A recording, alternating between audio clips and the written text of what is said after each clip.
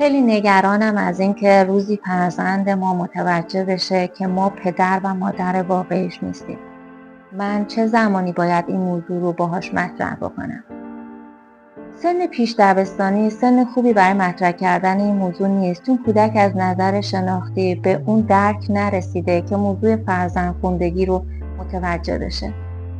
سن نوجوانی به دلیل بحرانی بودنش و حساس بودن نوجوان بدترین زمانه اگه بخوای این موضوع رو باش مطرح بکنی، چون ممکنه حتی باعث بحران‌های شدید عاطفی مثل افسردگی در نوجوانت بشه.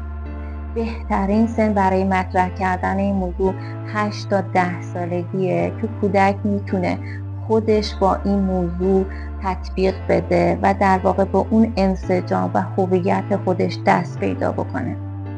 زمانی که این موضوع رو باهاش مطرح میکنید حتما بعد از تایم مدرسه و در تابستون باشه که فرصت بهتری داشته باشید برای تعامل ارتباط با فرزندتون.